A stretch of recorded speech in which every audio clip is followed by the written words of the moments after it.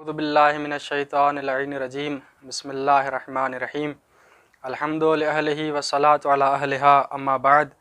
फ़क़द क़ाला अल्लाहु तबारक व तआला फ़ी किताबिहिल मुबीन बिस्मिल्लाहिर्रहमानिर्रहीम फ़न्किहू मा ताब लकुम मिनन निसा। शादी की सीरीज़ पर यह हमारी तीसरी वीडियो है और पहले हम बयान कर चुके हैं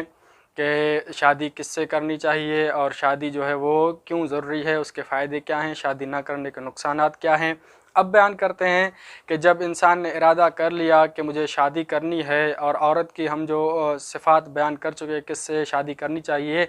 अब आते हैं मुस्तहबात की तरफ कि जब वो तयन करने लगे औरत का तो वो क्या मुस्तहबात हैं, निकाह किस टाइम किया जाए, उसके बाद जो है वो दुल्हन को रुखसत करके घर में किस तरह लाया जाए। पहले एक रिवायत बयान करते हैं जिसमें आता है कि यस्तहिब्बु लिमन अराद तज़वीज क़ब्ल तअय्युन अलमरअत सलात रकअतैन, कि मुस्तहब है कि जिसने इरादा कर लिया तजवीज़ का कि मुझे निकाह करना है तो औरत को मुअय्यन करने से पहले जो है वो 2 रकात नमाज अदा करे। वल इस्तिखारत, और मुस्तहब है कि इस्तिखारा करे। इस्तिखारे का मतलब यहाँ पर क्या है, फरमाते हैं वो तलबुल खैर मिनल्लाह ताला अल खैरत लहू फ़ी ज़ालिका, कि इसका मतलब ये है कि अल्लाह तबारक व तआला से खैर तलब करे, यानी दुआ मांगे कि या अल्लाह ये जो मैं शादी करने जा रहा हूँ या जिस औरत को मैंने इंतखाब किया है इसे मेरे लिए बायस बरकत करार देना और मुझे इसके ज़रिए औलाद नरीना जो है वो देना, इसके ज़रिए मेरे घर में खुशियाँ आएँ और इस तरह की जो है वो दुआएँ करे। अब आया कि निकाह किस टाइम किया जाए, तो इसके बारे में भी रिवायत मिलती है कि इमाम रज़ा अलैहिस्सलाम से रिवायत के फरमाते हैं मिन सुन्नत तज़वीज बिल्लैल, कि मुस्तहब है, सुन्नत है कि निकाह जो है वो रात के टाइम किया जाए। वल यजतनब ईकाउहु वल कमरु फिल अक़रब, और इज्तनाब किया जाए उस वक्त निकाह करने से जब कमर दर अक़रब हो। इमाम सादिक़ अलैहिस्सलाम से रिवायत मनक़ूल है कि फरमाते हैं मन तज़व्वजा वल कमरु फिल अक़रब लम यरल हुसना, कि जिसने उस वक्त निकाह किया कि जब चाँद जो है वो चाँद जो है वो अक़रब सितारे में था, यानी कमर दर अक़रब था, तो उस वक्त अगर निकाह करे तो वो कभी भी उसमें नेकी नहीं देख पाएगा। अब ये हो गया कि मुस्तहब है कि रात को निकाह किया जाए। दिन को निकाह न करने के बारे में भी जो है वो रिवायात मनक़ूल हुई हैं कि इमाम जाफ़र सादिक़ अलैहिस्सलाम से रिवायत कि बलग अबा जाफ़र अन्न रजुलन तज़व्वज फ़ी साअति हारतिन इंद निस्फ़ नहार, कि एक शख्स ने, इमाम जाफ़र सादिक़ अलैहिस्सलाम के पास ये ख़बर पहुँची कि एक शख्स ने उस वक्त निकाह किया है कि जब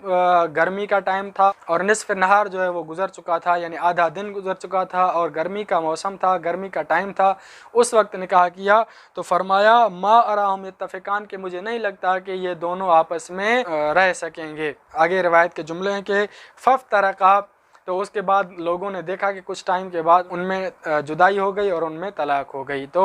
दिन के टाइम जो है निकाह करना इसीलिए मकरूह है कि अगर दिन के टाइम निकाह किया जाए तो मुमकिन है कि उनके दरमियान में जुदाई हो जाए और वो तलाक जो है उनमें तलाक वाक़ हो जाए। अब आते हैं कि अब जब निकाह कर चुका और दुल्हन को घर लाते हैं तो उस वक्त कौन सी चीज़ें मुस्तहब हैं। ये एक लंबी रिवायत है, तवील रिवायत है जो हज़रत रसूल खुदा सल्लल्लाहु अलैहि वसल्लम से मरवी है। उसमें बहुत सारे मुस्तहबात, मकरूहात, हराम जो हैं वो वारिद हुए हैं, लेकिन हम ये इसको जो है वो 2-3 जो है हिस्सों में तकसीम करेंगे। इस हिस्से में हम फ़कत रिवायत का वो हिस्सा बयान करते हैं कि जिसमें हज़रत रसूल खुदा ने बयान किया है कि जब दुल्हन को घर में लाएं तो क्या करना चाहिए। कि रिवायत है काल औसा रसूलुल्लाह सल्लल्लाहु अलैहि वसल्लम अलीयन अलैहिस्सलातु वस्सलाम, हज़रत रसूल खुदा ने इमाम अली अलैहिस्सलाम को वसीयत करते हुए फ़रमाया या अली इज़ा दखलतिल उरूस बैतक, कि जब औरत यानी दुल्हन तुम्हारे घर में दाखिल हो, तुम्हारे घर में आ जाए, फ़खला खुफ़हा हिना तजलिस, तो जब वो बैठे तो उसके जूते जो है वो उतार दो, व अग़सिल रिजलैहा, और उसके पैर धो, व सब्बिल मा मिन बाब दारिक इला अक़सा दारिक, और उसका जो पानी है, यानी जब औरत घर में आए, दुल्हन घर में आए तो उसके पैर धोने चाहिए और उसका जो पानी निकले, पानी जो उसके पैरों से निकलेगा उसे क्या करना चाहिए, अपने घर के दरवाजे से लेकर तमाम घर में जो वो छिड़क देना चाहिए। फ़इन्नका इज़ा फ़अल्त ज़ालिका, अब नबी खुदा सल्लल्लाहु अलैहि वसल्लम फरमाते हैं कि जब तुमने ये किया, यानी जब औरत को इस तरह से घर में लाए और उसके पैर धोए और उसका पानी जो है वो अपने घर में छिड़क दिया, तो उसके क्या बरक़ात होंगी उसकी। तो फरमाते हैं फ़इन्नका इज़ा फ़अल्त ज़ालिक, अगर तुमने ये काम किया, अखरज अल्लाह मिन दारिक सबईन लौनम मिनल फ़क्र, तो खुदावंद आलम तुम्हारे घर से 70 किस्म की तंगदस्ती को दूर कर देगा। व अदखल फ़िहा सबईन लौनम मिनल बरकत, और 70 किस्म की बरक़ात तुम्हारे घर में नाजिल फरमाएगा। यानी अगर तुमने ये काम किया तो 70 किस्म की तंगदस्ती दूर होगी और 70 किस्म की जो बरक़ात हैं तुम्हारे घर में अल्लाह तबारक व तआला दाखिल कर देगा। आगे फरमाते व अंज़ल अलैका सबईन रहमतन, और अल्लाह तबारक व तआला इस फ़ेल के बाद तुम्हारे ऊपर 70 किस्म की रहमतें नाजिल फरमाएगा।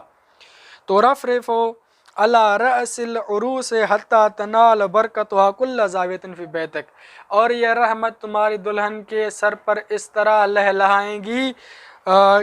हत्ता कि उसकी बरकत तुम्हारे घर के हर कोने तक जो है वो पहुँच जाए।